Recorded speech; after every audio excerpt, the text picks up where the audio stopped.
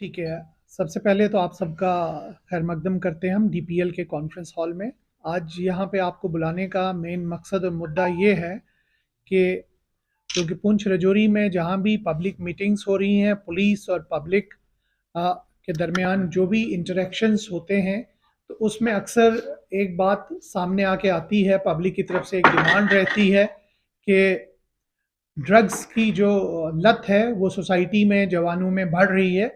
तो इसके खिलाफ जो है एक ज़बरदस्त मुहिम शुरू करने की ज़रूरत है, तो जिसको पुलिस ने बहुत सीरियसली लिया है। और पूरा पुंछ और रजौरी दोनों ये जो बॉर्डर डिस्ट्रिक्ट्स हैं, इनमें काफ़ी ज़बरदस्त तरीके से एक मुहिम शुरू की। और इस मुहिम में पिछले 11 महीने में जो कारकर्दगी सामने आई है वो ये है कि 82 एफआईआर्स जो हैं वो दर्ज हो गए हैं इन दोनों अजला में। 35 जो हैं वो रजौरी में दर्ज हुए हैं और 47 जो हैं वो पुंछ में दर्ज हुए हैं, और जिसमें टोटल 97 अफराद जो हैं वो मुलविस पाए गए हैं जिनके खिलाफ कार्रवाई हो रही है। इसके अलावा तकरीबन 450 लोगों के खिलाफ प्रिवेंटिव, जो कि एडिक्ट्स हैं या स्ट्रीट लेवल के स्मॉल स्मॉल पैडलर्स थे, उनके खिलाफ उनकी हेल्थ और बाकी चीज़ों को देखते हुए जो प्रिवेंटिव एक्शन है वो भी तकरीबन 450 लोगों के खिलाफ दोनों डिस्ट्रिक्ट्स ने लिया है। पुंछ में 155 लोगों के खिलाफ ये एक्शन लिया गया है और रजौरी में 220 अफराद के खिलाफ ये एक्शन लिया गया है। और एक मज़ीद इम्पॉर्टेंट बात यह है कि हमारे पास prevention of illicit traffic in narcotic drugs है प्रोविजन, जिसको आप लोग एनडीपीएस का पीएसए भी बताते हैं। उसमें पहली बार जो है अभी रजौरी में रजौरी में 4 लोगों के खिलाफ वो कार्रवाई की गई है। और ये 4 लोग जो हैं ये 1 साल के लिए इनका डिटेंशन जो है अप्रूव किया है डिविजनल कमिश्नर साहब ने। और चारों वारंट्स जो हैं वो रजौरी पुलिस ने जो है वो एग्जीक्यूट किए हैं। तो ये मान लीजिए कि 4 मेजर जो आपके ड्रग पेडलर्स थे, नोटेड या नामी ग्रामी जो पेडलर्स थे रजौरी के, उनको जो है कैद में 1 साल के लिए बंद कराया गया है। और इसी तरह से पुंछ ने भी 3 लोगों को जो है वो जिसको हम लोग पीआईटी एनडीपीएस बोलते हैं, उसमें जो है नज़रबंद कराया गया है, जिससे हमें उम्मीद है कि जब ये 7 जो हमारे मेन पेडलर्स थे इसमें पीर पंचाल रेंज में, आरपी रेंज में, वो 1 साल के लिए अंदर रहेंगे। तो हमें पूरी उम्मीद है कि इनके अंदर रहने से इनके जो बाकी ग्रोह में बाकी मेंबर्स हैं वो भी थोड़े डरेंगे कानून से, और इस ड्रग पेडलिंग में जो है काफ़ी हद तक कमज़ोरी और कमी आएगी।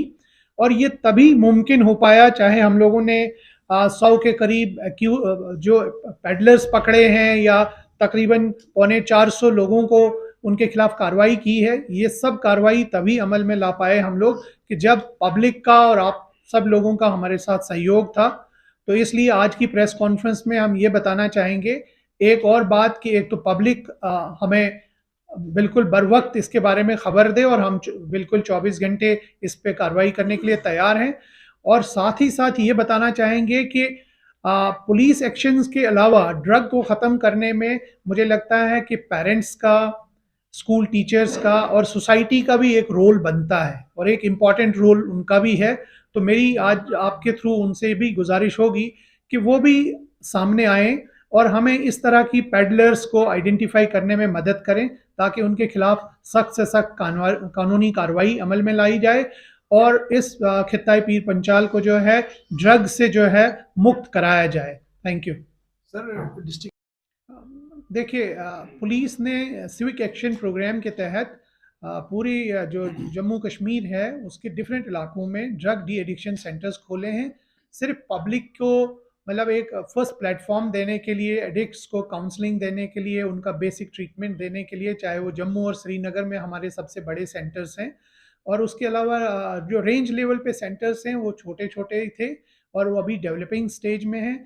और इसमें मेरी गुजारिश मेडिकल और हेल्थ डिपार्टमेंट से भी रहेगी कि वो हमें इसमें मदद करें, और हमारे एफर्ट्स हैं कि हम कुछ काउंसलर्स एडिशनल यहाँ के लिए भी पीएचके से रिक्वेस्ट कर चुके हैं कि कुछ काउंसलर्स और साइकोलॉजिस्ट जो हैं वो भी यहाँ पे रिक्रूट किए जाएं।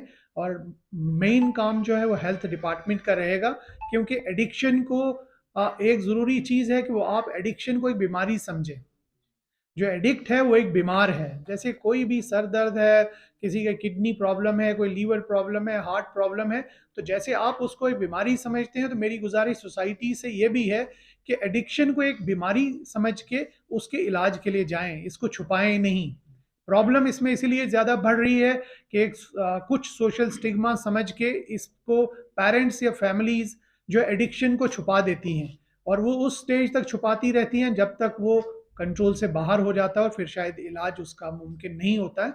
तो आज मैं ये भी क्लियर करना चाहूँगा कि इसको एक बीमारी समझें, वो एक बीमार हैं, वो ज़हनी या नफ्सियाती बीमार उनको कहा जा सकता है। तो उनका इलाज इनिशियल स्टेज में बिल्कुल मुमकिन है, और वो प्रॉपरली रिकवर हो सकते हैं, रिहैबिलिटेट हो सकते हैं, अच्छी नॉर्मल लाइफ जी सकते हैं। लेकिन अगर आप इनको टोटली इग्नोर करेंगे और उनकी ये एडिक्शन जो है उसको छुपाएंगे, तो शायद फिर बहुत देर हो गई होगी और फिर उनके लिए वापसी का रास्ता शायद बंद हो गया होगा। तो इसलिए पेरेंट्स और सोसाइटी से गुजारिश है कि इस तरह के केसेस को हेल्थ और मेडिकल एजुकेशन जो भी हॉस्पिटल्स हैं या मुतलका सेंटर्स हैं उनके उसमें रजिस्टर ज़रूर कराएं। और जहां पुलिस की ज़रूरत है, हम यहाँ से भी बहुत से केसेस जम्मू रेफर करते हैं, जो हमारी काउंसलिंग से या जो लगते हैं थोड़ी सीरियस केसेस हैं, हम उनको यहाँ से जम्मू के लिए रेफर कर देते हैं, जहाँ बेटर स्टाफ और इक्विपमेंट्स हैं और बेटर ट्रीटमेंट प्लान्स हैं।